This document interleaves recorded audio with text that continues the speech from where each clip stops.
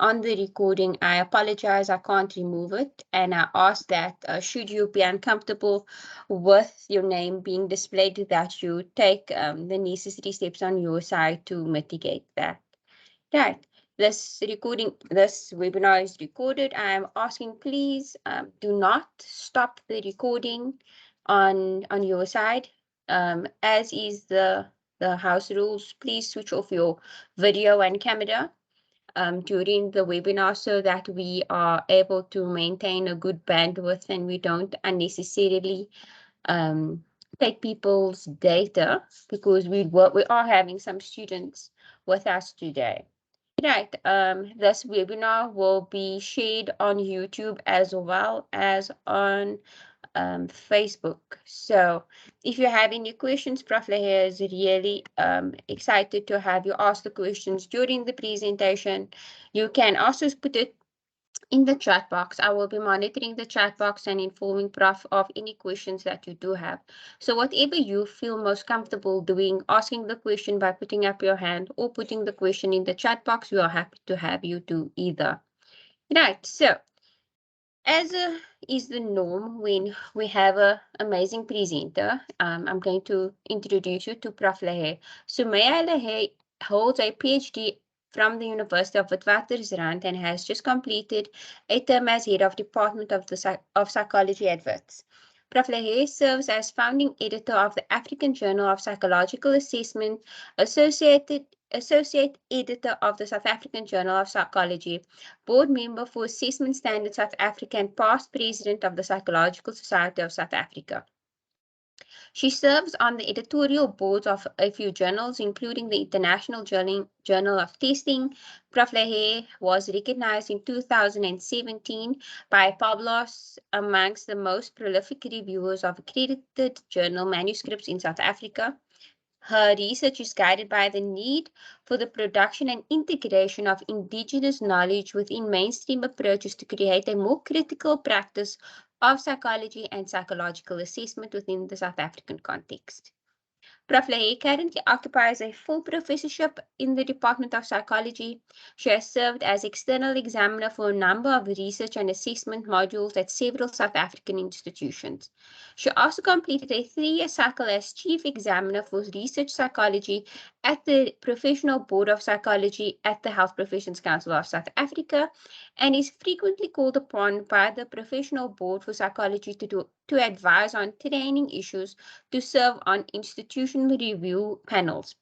Prof Laher has served as reviewer for funding and rating applications at the NRF for many years. She is an expert in assessment as well as internationally and nationally recognized. Together with Prof Kate Cockcroft, Prof Laher published an edited collection titled Psychological Assessment in South Africa, Research and Applications, which has become a seminal text in the area.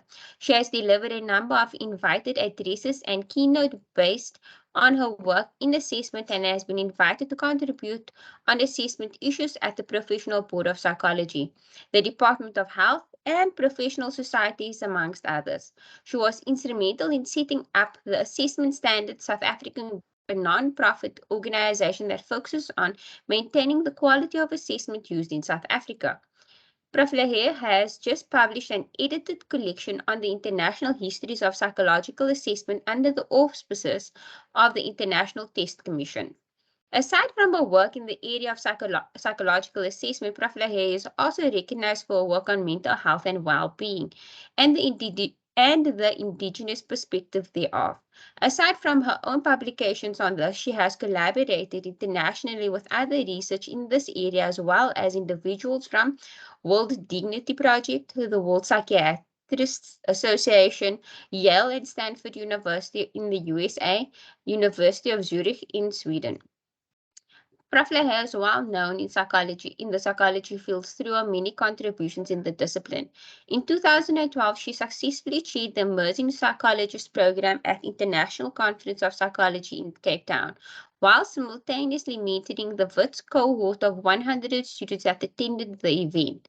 Her efforts yielded in excess of 30 accredited publications for 2012 to 2015 for WITS.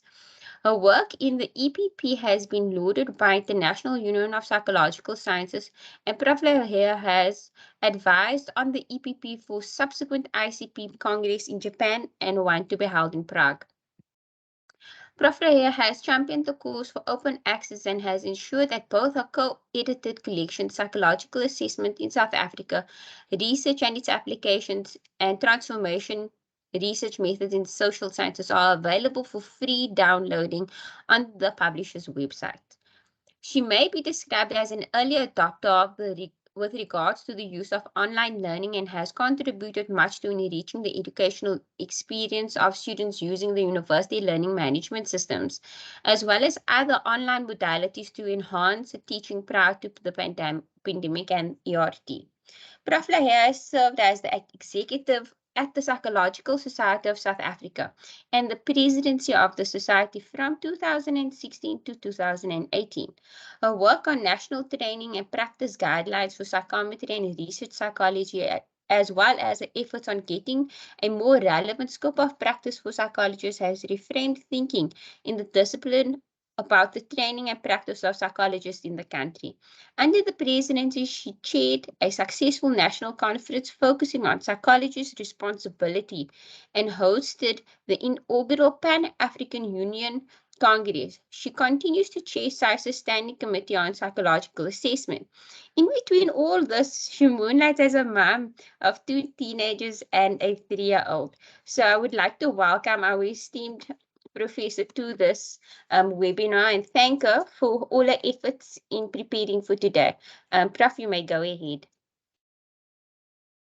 Thanks so much, Fatima. Sure. I mean, you guys have really presented like my entire CV, so thank you.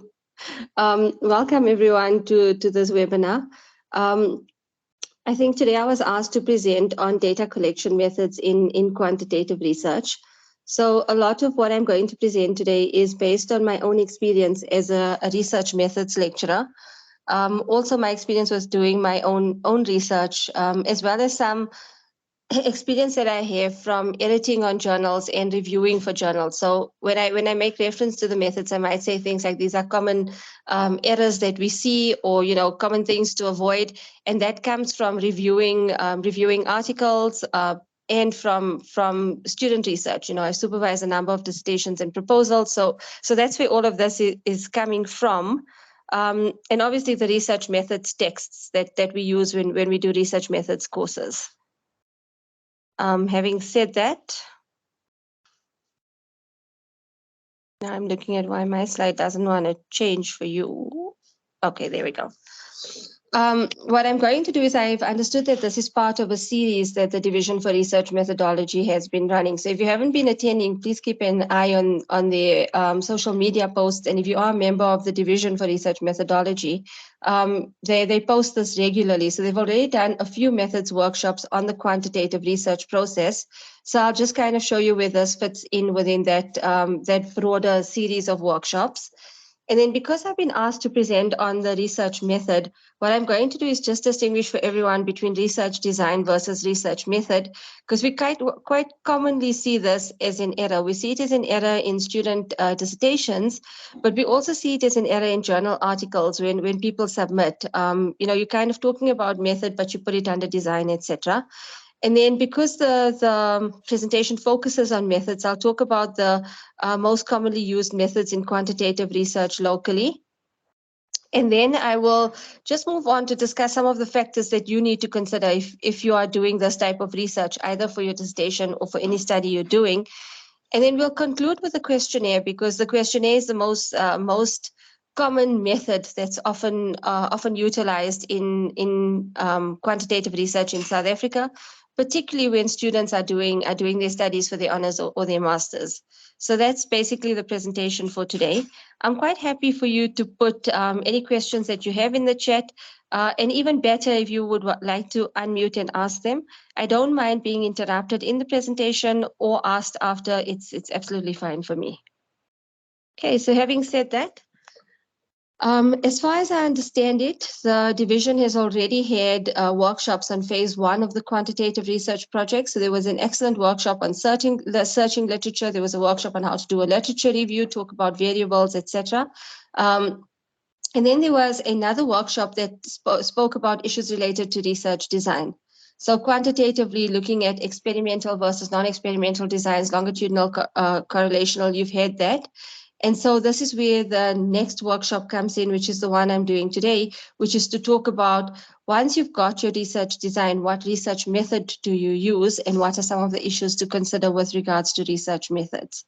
I also just liked this, this image because I thought it framed very nicely what the quantitative research process should be. So if you are doing this and you're writing your proposal and ultimately writing up your report, it's very nice to think of your research using these steps.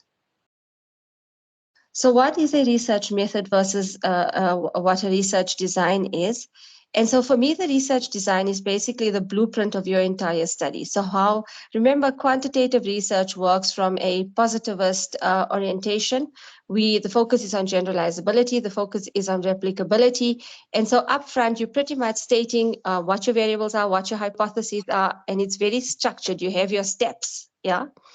And so for that reason, the research design then is the overall structure of your research project. It's the blueprint. It focuses on what type of study is planned, what kind of results are expected, and it's obviously based on your research question or problem. Once you have your design, then you look at your method, because your research methods are the procedures that you will use to collect and analyze your data. So how are you going to get the data that you're going to use for your study? And that's why I said that the questionnaire is probably the most common way. And I think if you read the literature and textbooks, they kind of use questionnaire or survey simultaneously. So survey data is probably the data that you are going to use for your research study. So research methods then focuses on what type of methods are more suitable to collect and analyze the evidence. And it depends obviously on the research design that you're going to use. So when we talk about common data collection methods, I think the first distinction to make is between primary data and secondary data. So primary data is when you're actually going to go out and collect the raw data yourself. And secondary data is when you are going to utilize data that's already been collected. And I think if anything has happened during COVID, particularly with student research and students not being able to go out to collect primary data, there's been a strong move towards secondary data, which I think is quite good in the sense because there's lots of data available out there that we don't necessarily use and we should be using. So for example, there are pre-existent data sets on mental health issues from various places, which if you can access, it's great to use because they have big samples, they have representative samples. Thought has gone into those surveys in terms of how they get that data. So if you're able to use that sort of data in your study, that's terrific. But then there's obviously a drawback with using that data in the sense that, Fatima, my connection's going to go. You're probably going to have to take over from me in the next few minutes. No problem, Prof. Okay, so if okay, well.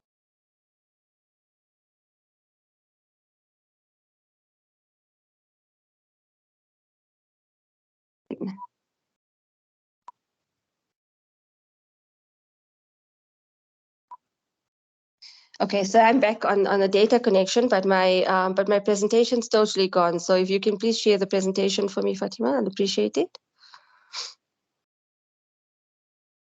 And there we go, we're up. Secondary data is great in the sense that it's usually quite representative. It's a very big sample, but it's very limited because you are limited to the variables that already exist in the secondary data set. And if you need to go back to participants, you can't necessarily go back to them. So, while it's great on the one hand to use secondary data, it also comes with its disadvantages. Having said that, the focus is obviously on methods. So what are the common data collection methods in quantitative research? If you are using secondary data, it could be archival research. Typically, if there's already pre-existing documents or data sets or whatever that you can use, you would take that.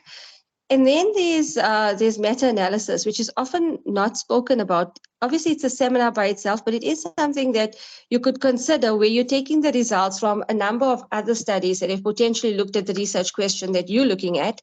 And then you're taking those results and you are quantitatively analyzing across them to see what the effects are and what the answers are to those questions, right? So that's another quantitative method that you could potentially use for your research. And then there's this focus on big data. Now, big data is not secondary data in the sense of like taking the national income dynamic study data and using that. Big data is rather data that's collected online in the background of things. So let's say, for example, I'm interested in personality research. And this has already been done overseas. You would have heard, people harvest kind of Facebook data, right? And then you take all the Facebook information and you try from that to maybe pull out personality descriptors or traits. And then you can quantitatively analyze that to see what's the kind of dominance in terms of personality traits. Does it change across people's nationality? Does it change? You could do that kind of data. And increasingly, there's a move towards using that sort of data in both quantitative and qualitative research. Obviously, there are huge ethical concerns around that. I mean, we know in South Africa we have POPI, but even aside from POPI, it's how much can you take this data and use it for that sort of purpose. I mean, people are online, but do they know you're using your data? And I think that if you're doing that, a lot of websites, when you accept their terms and conditions and whatever, what you are effectively doing is saying that that's fine, you can use it. But if you're a researcher and you're planning to do your study, whether it's for a degree or any other purposes, you need to make sure that you actually have permission to use the data in the way that you want to use it to answer questions, right? So that's your secondary data strategies. But we more often than not, and we won't talk about systematic reviews, because systematic reviews are a totally different method. I think in systematic reviews, it's not a quantitative research per se, but you can analyze your articles in the reviews using content analysis, which it's pretty much a debate whether it's quant or qual, right? So that's also a type of secondary data. But more often than not, what we see in research in South Africa, whether it's being conducted by researchers or whether it's being conducted by students for degree purposes, is we see people using surveys and we see people using experiments. So I'll talk about the experiments because that's lesser used. So if we talk about design of an experiment, we're looking at pre-test, post-test experimental designs, or we're looking at single group experimental designs. That's the research design, right? But within that design, you obviously have to say, what is the method that you're going to collect your data with? So if you're doing pre or post-test, how are you going to collect your data? What measurements are you going to take? So obviously it goes back to your variable. How's your variable operationalized? So for instance, if you're looking at some sort of intervention for stress, right? And you're going to pre-measure the stress level. How are you going to pre-measure the stress level? Are you going to take some sort of physical indicator of how stressed a person is? So some sort of pulse rate, okay? Or are you going to have a survey? Or are you going to look for observations of stress, like science, behavioral observations of signs of stress, okay? So in your experiment, your research method could differ. In all likelihood, if you're doing something experimental, you are still using a type of a survey or questionnaire beforehand or afterwards to make your observations. But the reason I mention things like biological measures or observations or EEGs is because your method doesn't always have to be a survey or questionnaire, okay? And when you do an experiment and you talk about research methods, and we quite often see this lacking in student proposals, students will present the design and they will talk about the methods, but they will only talk about the methods that are measuring the dependent variable. They don't talk about the method for the independent variable or the intervention. So they say, like, we'll do the intervention to decrease stress. But the information on what will exactly be done for the intervention is quite lacking in the research. And that's important because, you want to know upfront, what exactly are you going to do? Is it an 8-week program? How's the 8-week program going to work? What's going to be week 1, week 2? What's going to be incorporated in that? Is it sitting in a CBT kind of paradigm? Where is it sitting?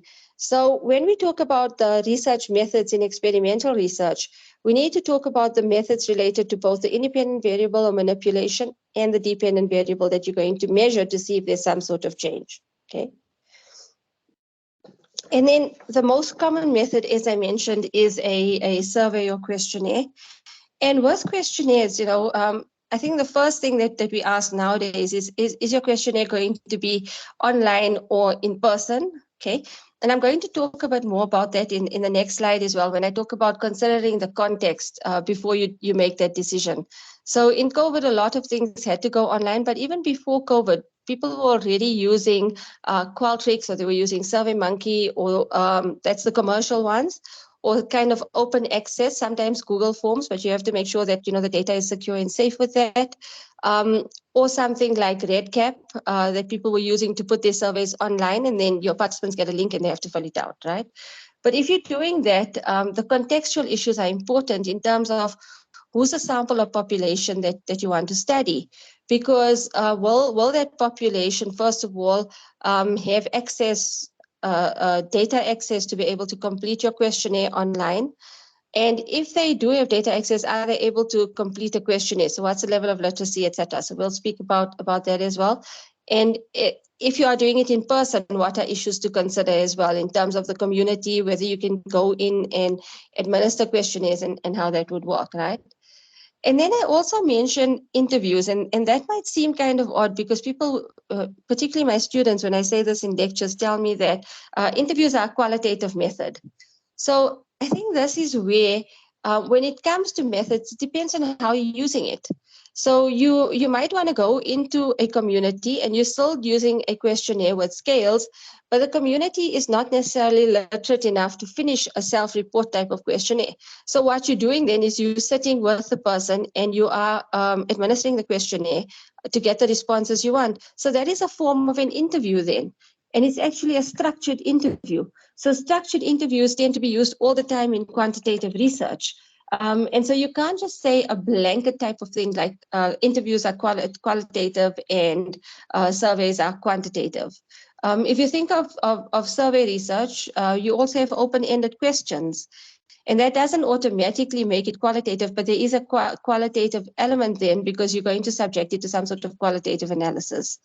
And so I think the point I'm trying to make with today's seminar or afternoon talk, whatever we call this, is to say that, try not to think rigidly about quantitative, qualitative, or mixed methods research. When you think of your research, think of it contextually. Contextually in relation to who your sample are, what your variables are, how you intend to collect and use your data.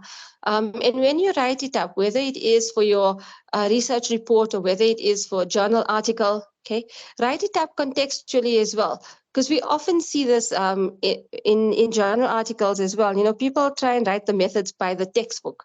Because when we teach it to you, a textbook, kind of gives you a table and it says, if it's this, it has to be this. And then you're trying to apply that reasoning to a study where it may not necessarily fit because the context of your study is different. And so if that happens, that's fine. Just explain what you are doing and why. Okay. And then I have interviews where I said interviews are online versus offline. So yes, nowadays it's quite common to kind of go on to Zoom with a person, ask your questions and get your responses back. So I said online versus offline, but not in person versus in person. Why did I say that?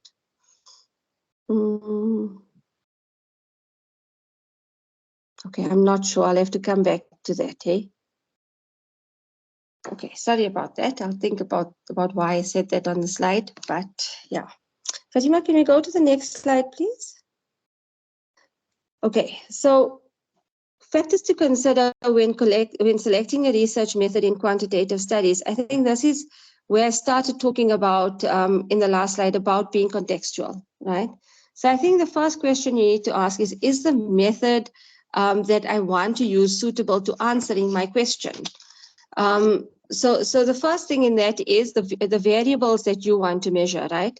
Are they going to be amenable to more static objective measurements or observations? Because that's what quantitative research is about. So your question must then, the way the question is asked, the constructs that you have in your question, okay, and the kind of answers that you're hoping that you are going to get, okay, must then fit with the assumptions you make about using a quantitative study in the positivist paradigm.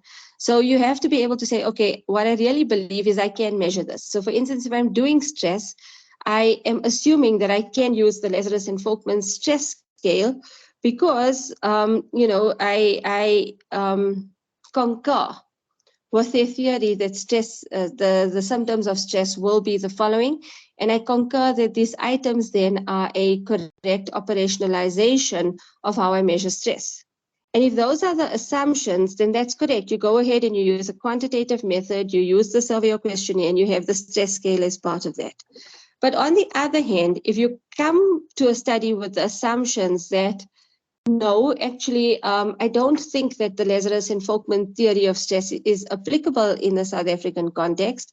Maybe because the theory doesn't take into account our past and how violent that was, and how that leads to our present day stress.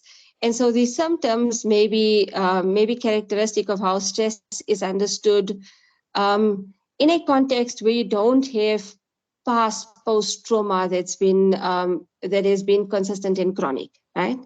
So in that case, I don't think that that's a good measure. So then you look to see, is there anything in South Africa that is a good measure? If not, then it's back to the drawing board where you say, okay, am I now doing a more qualitative study because I want to get to this sort of understanding of stress? So I'm rather going to question people and ask, or do I have to adapt the scale in some way because people have already asked this question, so I can use those studies to develop some questions to include in a questionnaire to assess stress. So when I say, are the methods suitable to answering the questions and whether your variables can be measured, that's what I mean. Fatima, if we can just show the next slide quickly. And that's why I often tell students that you have to have a congruence between the philosophy that you want to use and the method, and obviously that needs to match your question. And that's why I do like this image. I think it's a very nice one for people doing research broadly, whether it's qualitative or quantitative or mixed methods, because it kind of shows you that you start off with your question, and then based on your question, how do you want to answer it? What are some of the assumptions you make about how we understand the world? Do you understand the world as a tangible reality with measurable, observable phenomena? Then we're doing positivist quantitative research. And if not, if you think that there are multiple realities that need to be examined and explored, that's where we're doing kind of qualitative research, and depending on Hold on a second. interpretations you make with regards to the reality we live in, that's when you would be working within an interpretivist or pragmatist or postmodernist modernist paradigm, right? And obviously, once you've decided that, you kind of move on to your quality divide, and then you choose your method, and you'll see in the onion the sort of beige layers. The second one here is your experiment. You kind of moves from the most quantitative, which is like a kind of experimental lab study, right through to the qualitative designs. Prof, and the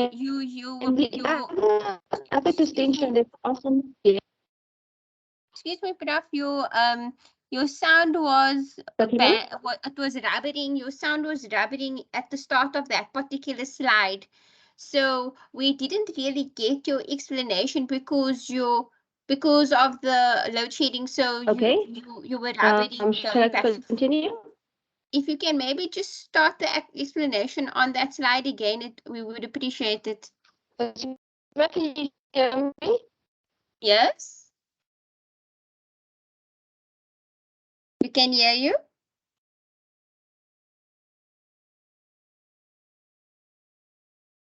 Raf, are you there?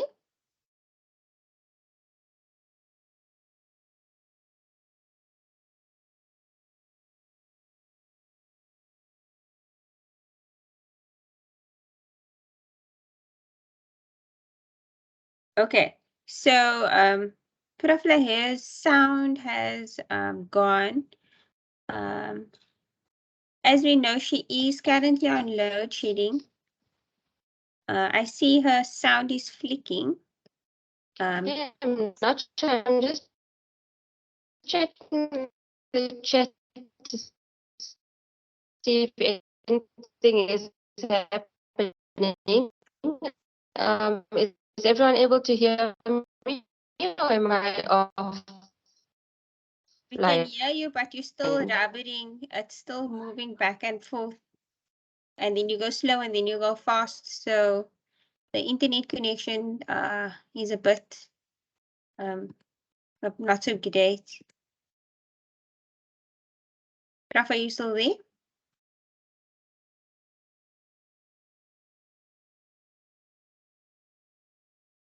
Prof, when you are ready and able to, after checking your settings on your side, you can go ahead.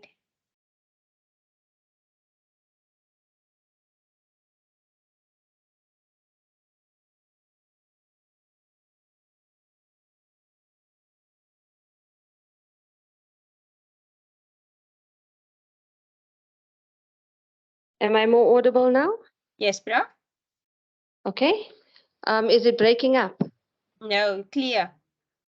You go Okay, good. ahead. So I changed my position. I don't know if the tower rebooted or I don't know, but hopefully it stays. Okay, so sorry about that, everyone. I'll just blame ESCOM as usual. So what I was saying in the previous slide is you always have to make sure that there is a congruence between the question you are asking and the answer that you want to get.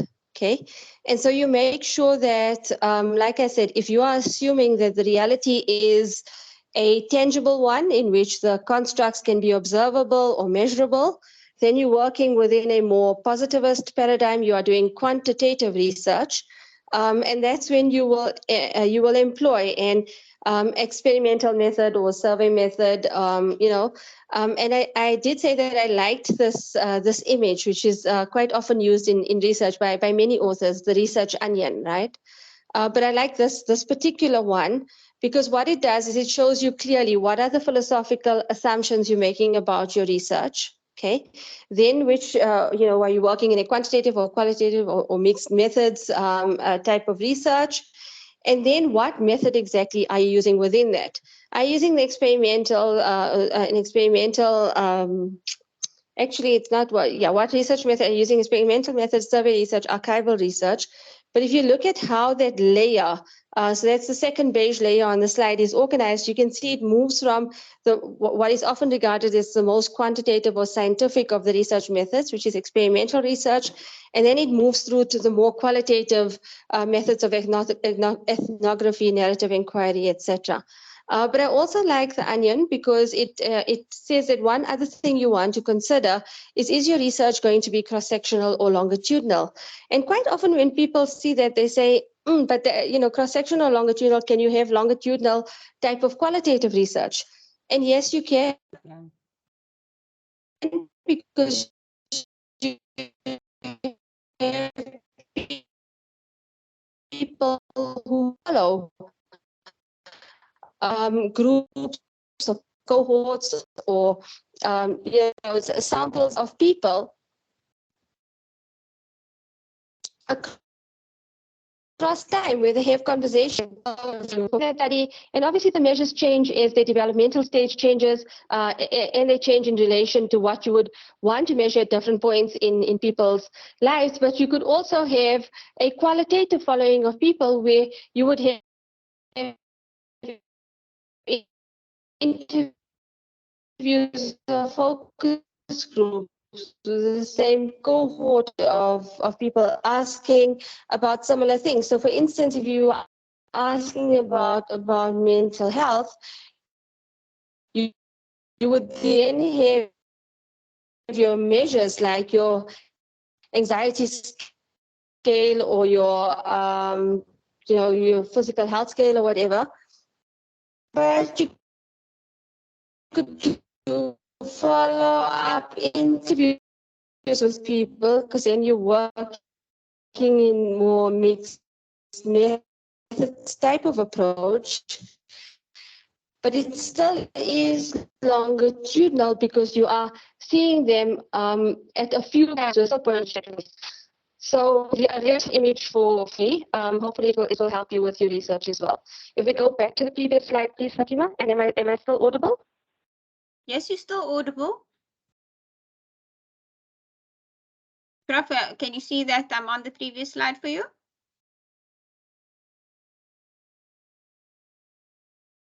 Prof, your sound has dropped. Can you hear me now? Yes, can hear you now. Okay, I think I'm on a bit of a very slow connection. So if I do lag or something, please let me know. Okay. Okay, so then the factors to consider when you are selecting a research method is obviously that your method matches your questions and your assumptions. Okay.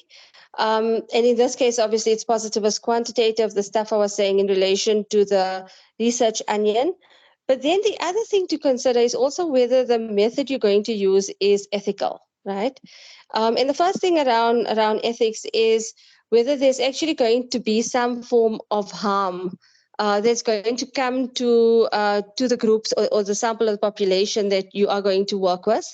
And in terms of harm, I think as psychologists, we often only think about whether there's going to be psychological harm in measuring a construct. And I think it goes, that's the first most important one. But we also have to think what are the other things? Like, for example, I mentioned if you are doing an online questionnaire, right? Then you do need to think about, can my participants actually afford this data to complete the questionnaire for me? And if not, then what am I supposed to do to reimburse that? Because you don't want to put your participants under financial stress for your own research gain, right? You also need to think about would like I said before, would the participants be able to understand my items and complete the questionnaire? Would the self-report method work, or must it be more face-to-face? Do we actually have to go and sit with people to get this information and ask the questions, and how would we do that? Um, and so when we talk about those sorts of ethical issues also, we are looking at whether the method is suitable for the sample and by extension the population. So often when we talk about getting access, we only talk about it in relation to qualitative methods, right? But I think for quantitative methods, it's equally as important. If you are going into a community to administer a questionnaire, you need to understand that you are a researcher who is foreign to that particular community. How do you actually go into that community? How do you get access? How do you administer the questionnaires? Even though an ethics committee said that it's research that is low risk, okay, it's not of harm to the community. It's a respectful thing to do to find out what would be the way to gain access and get in touch with the people of the community, etc., to do this type of research. And I think that's often where this type of thing is only spoken about in relation to qualitative research. And I think it actually needs to be something that's there for all research. And then you also have to be very aware. So quite often when students do quantitative proposals, right? Um, until today, lecturers will tell students, you need to refer to yourself in the third person. You are the researcher. You're conducting objective type of research. There's a very evident power dynamic, the all-powerful researcher, and then the participant at the bottom. And I think that when we do quantitative research or qualitative or any type of research, we always need to be aware of our positionality. So even if you are doing quantitative research and you are assuming, that you are measuring something that's objective and tangible, you still need to understand that you are still a person that's involved in this process. You might still have your own biases about a particular construct, okay? And I think it's also useful to start examining that before you go out and collect your data. I think I keep on drawing on stress. I'm not sure why I'm drawing on stress as the example today, but whether it's stress or whether it is mental health, right? Even in you selecting a particular theory and a particular scale to measure the construct, you had to have gone through the process as a researcher. So what has that process been? Has that process actually been as objective as you assuming it is because you're working quantitatively, or was there a particular bias in how you selected that instrument? So you need to be aware of that beforehand. I think with that kind of awareness, and particularly at the planning stages of your research, it makes you a more effective researcher, because then you think about your position in relation to the theories and instruments and constructs that you're using, but you also think of it in relation to who you're doing your study on. How would that sample or population or community perceive that instrument? Would it be effective to measure what you want to measure? Do you need to adapt it, change it? Do you need to add anything to it? If, for instance, you are using a physical method like an EEG, is that going to be intrusive? Okay. Is there a violation of the person's privacy in doing that? Fatima? No, I'm just agreeing with you, Prof. You Okay. you're talking on point. I like that you are mentioning the aspect of taking into consideration the EEG, because if you're in a really rural context and this person doesn't know what you're doing, how are they perceiving what you're doing? So I like that you are talking about the ethics. So I'm just enjoying your presentation. Okay, thanks so much. I'm sorry, I'm also particularly sensitive. The moment I hear something, I'm like, okay, am I now going off can you hear me, or is the load shedding doing something? So, yeah. I also think that as researchers, right, whether we are doing quantitative or qualitative or mixed methods research, we should also, in considering our own positionality, we should also consider societal benefit. Okay, how is the research I'm doing actually of benefit to the sample or population that I'm researching? So I think quite often in the past, we have, and this is particularly true when researchers come from other places, particularly like from the global north, they come to Africa because African populations are so exotic and it makes the research look nice. They will measure whatever they want to measure, go back and say, oh, my instrument was effective in Africa and it was effective in Latin America and whatever. But what about the actual participants that you did that questionnaire on? How was it of benefit to them? I think those are ethical issues that we need to think about going forward as researchers here in South Africa and internationally. Okay. And I think then, aside from that, other things we need to think about, other traditional things you think about in terms of if you're doing quantitative research, you want as big a sample size as possible, and you want a random sample or probability sample, because that is going to be the best and in line with your assumption that your results are going to be generalizable and it's going to be applicable to the population that you want to make certain rules for, or certain kind of predictions about, right? But then if that's the case, then you need to think about, okay, if I need a sample of 1,000, and I'm saying that the best way to do this is using a structured interview, am I actually going to be able to do that as opposed to having a survey link or giving out hard copy questionnaires, which I could collect back really quickly, and it doesn't entail the 1 hour to sit with a participant. So there's always that kind of toss up that you do need to think about when you are deciding on your research method. Okay. So those for me were some of the core considerations I would think that you would have when you're selecting a research method for quantitative studies. And if we go to the next slide, Fatima, please. The next slide is the onion. After that? Oh. Okay, so then that takes us to a lot of what I've been saying does apply to when you are doing quantitative research where the dominant method is the questionnaire. And so what I did do then is just put together a slide that says, when you are doing a questionnaire, what do you think about, right?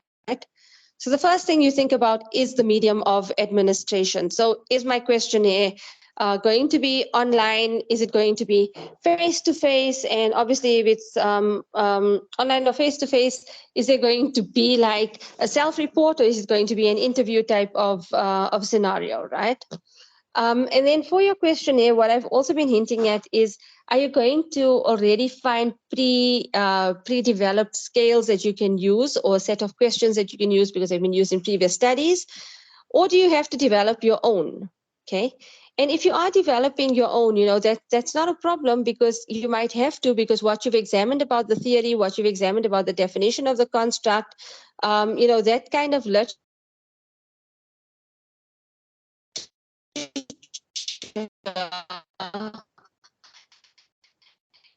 is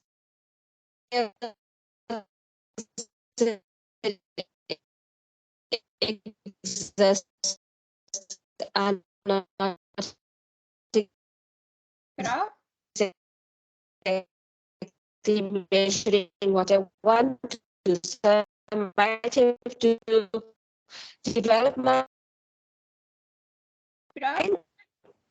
Your or what sound is going again. I You were have talking to about. do is take something that's existed and I get and need to change it to fit Prof? my question.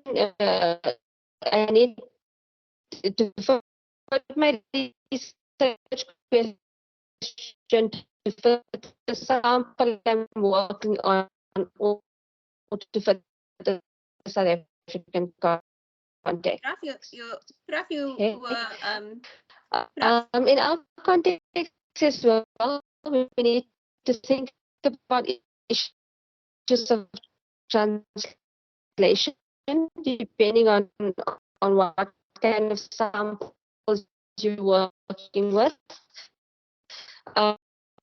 Can the samples actually understand English to the level that would be required for your questionnaire? And even if they can, would they be more comfortable in one of our other official languages? So it's something you'll have to Prof? give. Your sound is rubbering again. You also need to give thought to what kind of items are you using? Are your items going to be questionnaires? Questions or statements? Um, and in doing so, also, are you going to be are you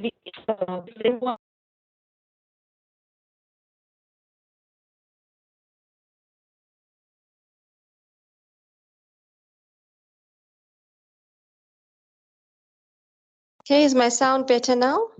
Okay, your sound is better now. You were rubbering again at the point where you were talking about the development of your own questionnaire. Okay, sorry about that. So I think there what I did say is you might want to develop your own questionnaire if you find that what's currently used in the literature is not exactly what you need to measure in your study. Okay. You might also find that you could use what's there, but you want to add to it or change some items in some way. Then you're adapting what's pre-existent. Okay. And then in the South African context, you do want to think about translation. So it may be that your sample is comfortable in English, but is it really their preference? And that's about knowing who your sample is really well, knowing the community well, and knowing what their preferred language is to complete your to actually participate in your study. Having said that, it's also a toss-up, particularly if you're a student and you're doing research for your master's. it may be preferred that, to do something in Zulu or Xhosa, but the reality is that, you can't. The sample is fairly proficient in English, and you might have to go ahead. But if you are doing that, I think, do it with a more knowledgeable perspective to understand that this is happening, and speak about it in your research, about what that means. And it comes back again to the issues around positionality, and how I think that is as vital in quantitative research as it is in qualitative research. Okay. I think also when you are developing your questions, or you're using a scale or a questionnaire, you need to know, am I using questions, open or closed-ended questions, or am I using statements or items? A lot of pre-existing scales are in the form of statements, okay? And that's fine if it's going to work, for your particular sample. But you might also want to say, to get a more nuanced understanding, maybe I don't just rely on a traditional 10-item scale. Do I maybe want to use something like vignettes? A little description, and then get people to answer some questions based on the vignette. Okay, so that's something else to use. You also have to decide how many sections is your questionnaire going to have. Okay, so quite often it's a demographic section followed by some scales, maybe some open-ended questions, but that's something to consider. And it's important to consider because it links to the length of the questionnaire. If your questionnaire is too long, people are not going to fill it in. I think you know this from experience. If you receive a survey link and you start filling out a questionnaire and then you just lose interest, I think anything that's going to take a long time takes a lot of data. People get tired, and particularly if they're not invested, they're not going to complete your questionnaire. So you have to work out what an ideal timing is. And then you also have to look at issues of demographics. So quite often in student research, there's the assumption that I must always ask gender, I must always ask age, I must always ask race. That's fine, if you need it for your study. But if you don't need it for your study, why are you asking that of your participants? There's no standard set of demographics that you need to ask. The demographics needs to be in relation to what you are doing for your question. Because to ask anything that is not necessary for your study is actually unethical. So you need to consider that as well. We've often also noticed with questionnaires, and I mean, these are big surveys also being conducted by some of our foremost research institutions. The instructions are not at all clear when people get the survey, right? And then you're not sure how you're supposed to answer. Or even if it's an online survey, you are answering, but as you're going on your screen, the anchors are disappearing. So you can't see where strongly agree is and where strongly disagree is. And then you have to scroll back up to the screen, and really, how many people actually take the time to do that? No one. So you could end up with very poor data if people can't see clearly what they're supposed to respond to. And that then links to the formatting of your questionnaire. So quite often, I mean, if you get hard copy questionnaires, and I see this when students hand in the first version of the questionnaire, the fonts are different, the spacing is different, it doesn't look professional. And it's the same if you're doing an online questionnaire. You have to actually test how it's going to open up on your various devices. So the way it looks on a desktop screen is not the way it's going to look on your mobile phone. Okay, so you need to make sure that it's readable, that it looks professional. Like I said, that the anchors don't disappear, that people are going to be able to see it clearly in order to be able to answer it. So those are some things to consider. You also have to consider the order of items or scales. So if you start with things that are most distressing first, and then you move on to something that's relatively mundane, the person's already in a different frame of mind. Or for instance, if you're asking sort of cognitive reasoning type questions, and then you automatically switch to something that requires a different reasoning, and then you switch back to a type of reasoning that was required in the first set of scales, you're asking for too many switches for your participants, and that also it discourages people from responding, but it also ensures that you don't get effective data. So you have to be careful about that. If you read Foxcroft and Ruot, I think everyone's familiar with the psychological assessment text. It's been around for a long time. But they also give lots of tips for the kind of items that you employ in your questionnaires. So even if you are using traditionally well-known scales, right? Actually read the items properly before you send them out to your participants. Make sure that they are clear. Make sure that South African participants are going to understand it, that you remove or change references that are not necessarily familiar to South Africans. So like, for instance, Most commonly, if you use IQ tests and whatever from overseas, if they're using currency, they're using dollars and pounds, right? So that's like a simple thing to just change it to rands because South African people will understand it. If you look and you see that there are certain words that are not applicable to South Africa, maybe you want to change it. Like an item is referring to Las Vegas, but in South Africa we could say Sun City. So look for things like that in your items as well. So look at the items; they must be clear. They mustn't be double-barreled or ambiguous. Shorter items are better.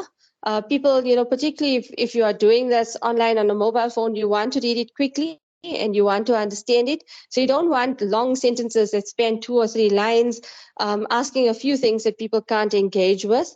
And also avoid negative items. Like I am not feeling, because people, and particularly if everything is in one direction and you suddenly give something that's in the opposite direction, it can confuse people. But I know that we have reverse scoring for a reason. So there is a toss up between reverse scoring and negatively worded items, but you do have to read that because second language speakers often struggle with that. So we've recently done research with the psychological well-being scale. I think it's RAFE scale, and we've used it in South African context. And we actually find with certain items, like the purpose in life items, we're getting poor reliabilities, right? And when we did item analysis at that level, we found that it was for all the reverse scored items. So people just couldn't cope with the English of the reverse scoring as opposed to the scale. So we actually had to just disregard the reverse scored items. So you have to be very, very careful with that. You also have to note the response format. So if you have strongly disagree to strongly agree, but it's like a 7-point scale or a 9-point scale as opposed to a 4 or 5-point scale, you need to check, will my sample be okay with coping with 9 different levels of agreement, or do I have to reduce it for whatever reason? Then very, very, very important, and this is often seen in student research, is students are so excited to find a scale that's appropriate that they forget to check whether they have the scoring information for that scale, whether they know how to score it later on for the analysis. So if you are using scales in your questionnaires, always check that you have that information up front. And then something to also consider is response rates. So I mean, I'm not sure what it is during COVID or whatever, but prior to COVID, when we did studies with, say, adolescents and we needed questionnaires filled out, if, for instance, we went to our first year class, which is 1,000 students, and we said you're getting 1% course credit for this, we would get within 1 or 2 weeks, we'd get responses of maybe 700 out of the 1,000, right? We did this recently about 2 weeks ago. And for some reason, we only had 3 out of the class of about 700 responding, which is actually unusual. And if you want a sample size for quantitative research, and you normally do need big sample sizes, 100, 200, 500, the typical kind of research on response rate says that you'll get a 25% response rate. So, 25 out of 100 people will respond. So that means you need to be aiming to approach at least 400 or 500 people if you want a sample size of 100. So you need to consider that. And I did mention before, issues of literacy. Whether your sample will be literate enough in English to be able to complete the questionnaire effectively. Do you need someone to sit with them? How do you approach it? And all the issues I've been speaking about thus far has been with regards to using your method, and is your method going to be applicable and relevant for your sample or population? So for me, those were kind of core issues to consider when you are doing quantitative research with regards to research methods. Obviously, after that, there are other issues you can speak about with regards to ethical considerations or data analysis. But I think for today's seminar, that's pretty much what I thought would be important to mention. Okay, I'm not sure if there are any questions.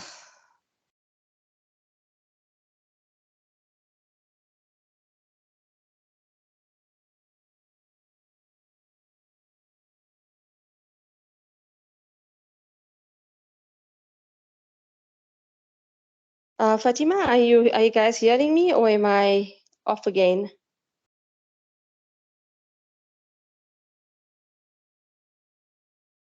We do hear you. It's Bronwyn here. I don't see No, Fatima has also dropped subsequently, but we do hear you, Prof, and thank you very much for that presentation. I'm sure Fatima will be back in a second. I apologize. They There just you load are. sheeted me. Um, my sincere apologies. Is the recording still going? Yes, the recording at least is still going. I apologize. We have load shedding on my side. So the last thing, yeah. So Bronwyn, you had taken up to continue. You may please proceed. Oh no, I just mentioned to Prof that we could hear her as you had dropped in the moment when she asked that, Fatima, Okay. What did Prof ask? whether we could hear her. Oh, okay. Yeah, I didn't know. I asked if there were any questions, and Any there seemed questions? to be no questions. But then I didn't know if it was because I wasn't hearing or if people weren't hearing me. Sorry. Sorry, people. I apologize for my internet. But yes, Prof, you were still talking about response rate. I think I finished on response rates, and I Okay. had gone on to say we can move on to the question slide. But Reginald, I see your hand is up.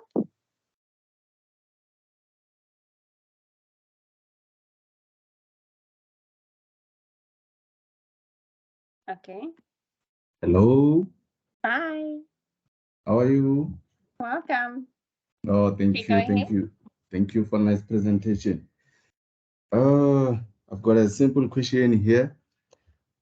I needed to understand or to know if it is possible to use only interviews in quantitative research, as you said that it can be used as well as the questionnaires can be used. So I just wanted clarity or assurance in terms of if I can be able to use the questions only.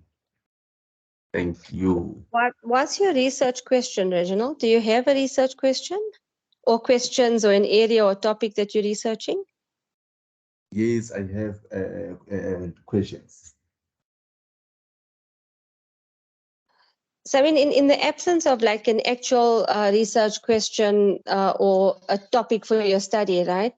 So, the way an Yeah. interview is used quantitatively is you would pretty much still have your questionnaire the way you would have developed it. So, you'll have your demographic section, you'll have your particular scales or questions, and then it's a very structured interview because what you're doing is you're sitting with the person, but instead of the person reading the items and filling it in themselves, you are reading it with them or to them, and you are recording their responses.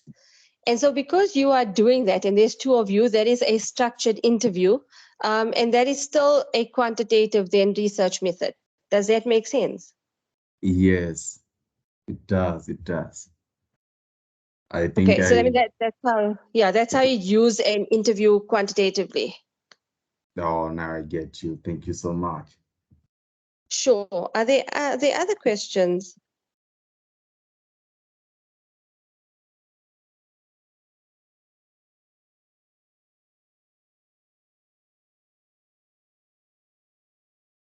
Prof, there doesn't appear to be any other questions.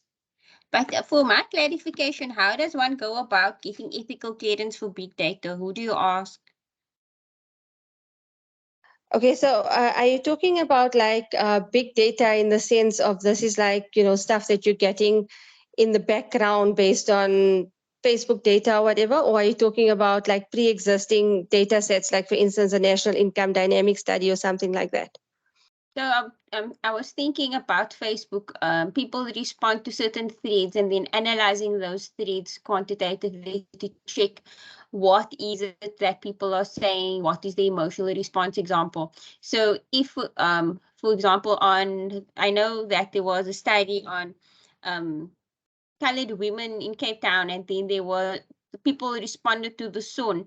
And so I was wondering if I wanted to analyze that data with the people's responses, how would I then go about asking permission of Okay, so those people? yeah, so then there's no, because that data is in the public domain, right? Okay. And it's publicly accessible. You don't have to go back to those participants to ask for the data. You don't even have to go to the websites to ask for those for that sort of data, unless it's from a particular, like if it was a support group, for instance, right? And that information was not necessarily publicly available. You had to join the support group to get that information. Then you need the permission from obviously the whoever is running the support group, as well as the support group participants, to use their data.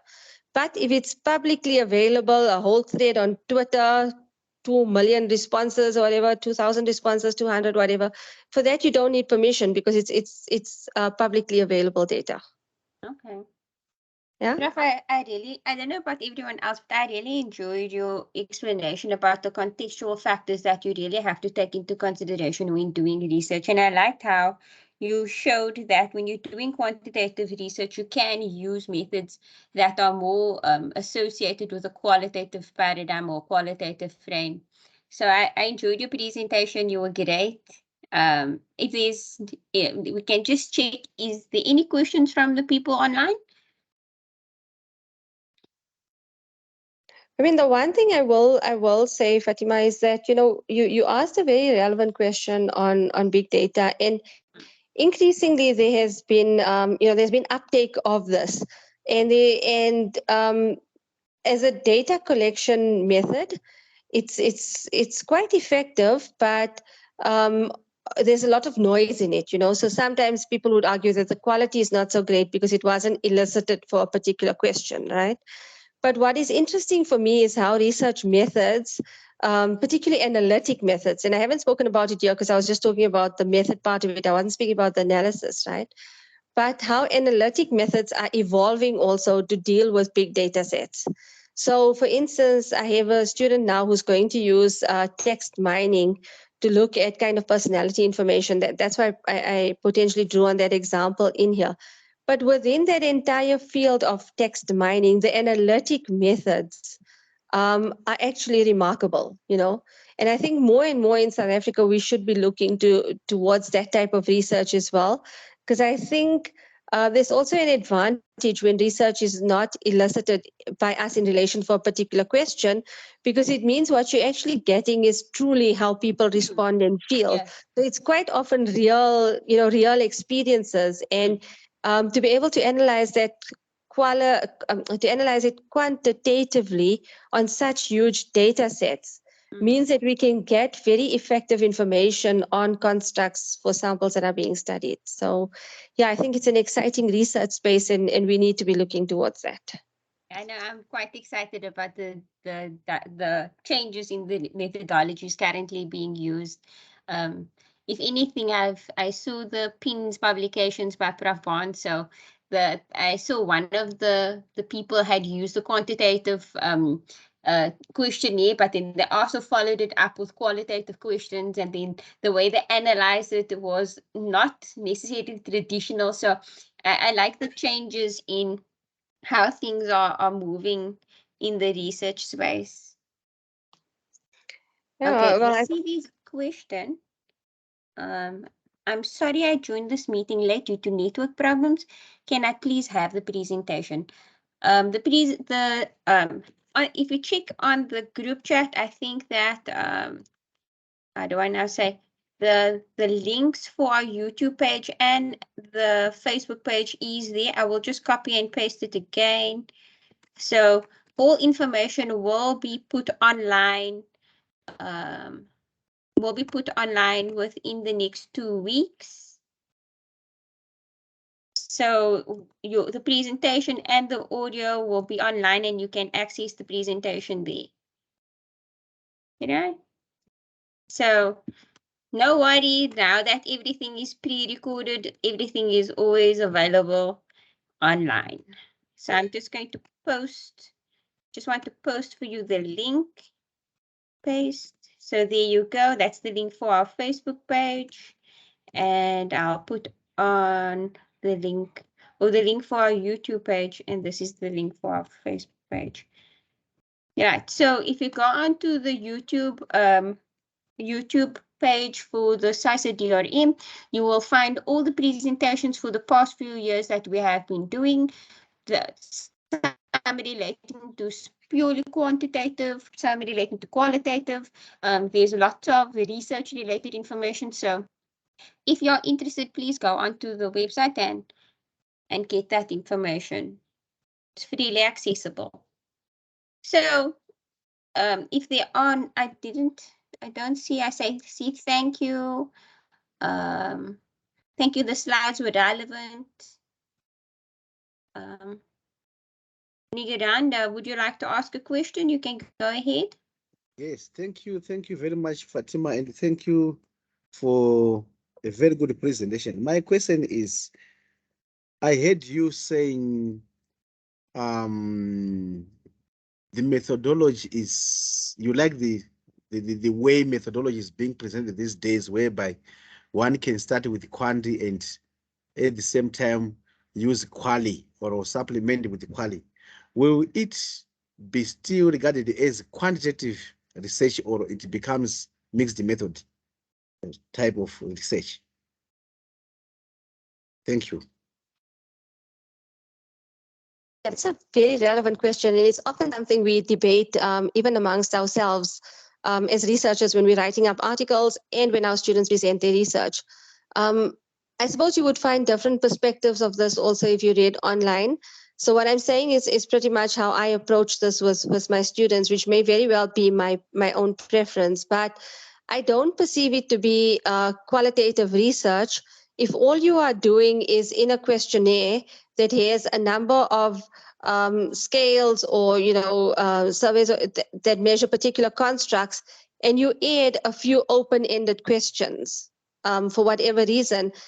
That for me doesn't make your research qualitative, and it doesn't make it mixed methods as well, because you're not taking a totally different qualitative question with a qualitative method associated with it, and then a quantitative question with a quantitative method associated with it.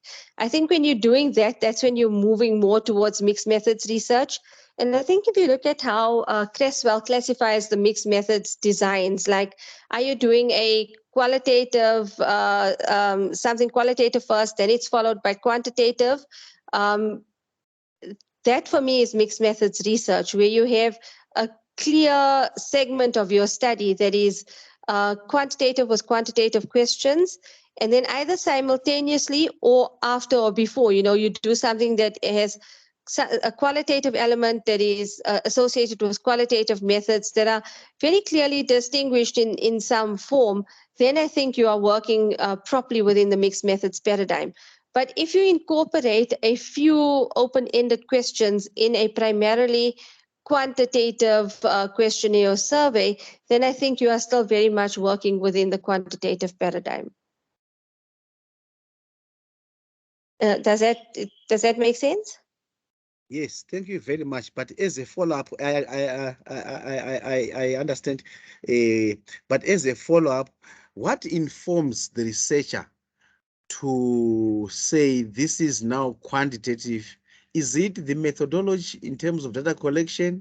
Is it the philosophy, or is the data analysis technique used? That's where I personally struggle to say where exactly the quant or the quali comes in. Is it because of the methodology, the method, the technique which I'm going to use for at analysis, or a data collection stage, or a combination of philosophy and approach and data collection methods? Thank you. I think for me, it always starts off with the philosophy. Are you assuming that what you have is objective, it is measurable, and you are assuming that it's a tangible reality that you are dealing with?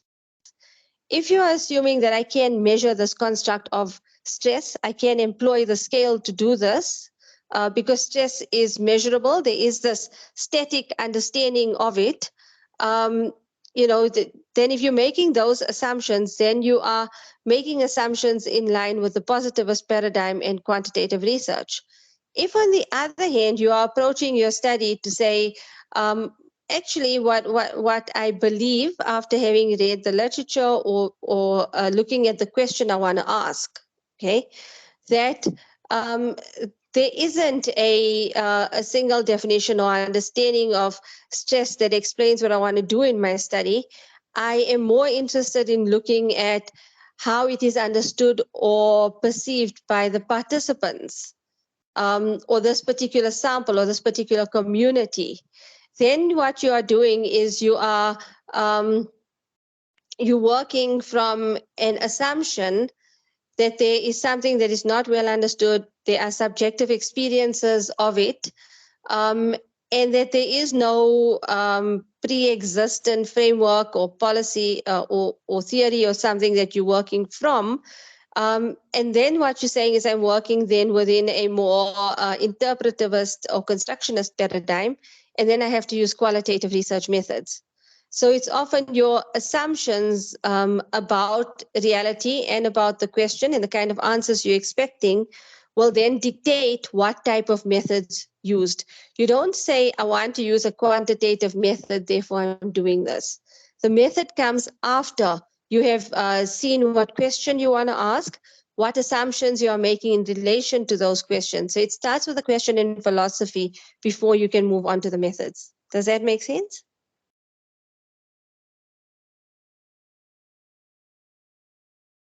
Okay, great. Are there other questions from anyone?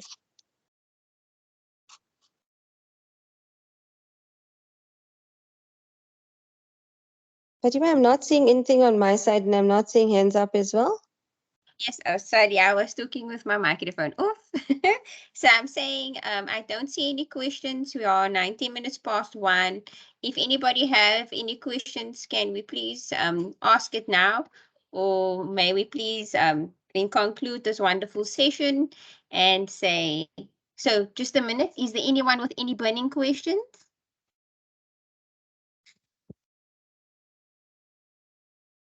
Okay, I don't see anything in the chat. No one's hands are up. I'd like to say, Prof, online today we have Tasneem, we have Dr. Mapura, we have Branwan, myself from the DRM executive that I can see. We'd like to say thank you so much for doing this amazing presentation. It was really a pleasure to listen to you and to be able to relate to some of the things that you are saying. So from us to you, thank you so much, and we really appreciate you. And to the audience today, thank you for being here. We appreciate you attending and coming to the webinar today. Other than that, have a great day, everybody. Thanks so much, Fatima, and the DRM colleagues and everyone for your attention. Thank you. Bye-bye. Thank Bye. you.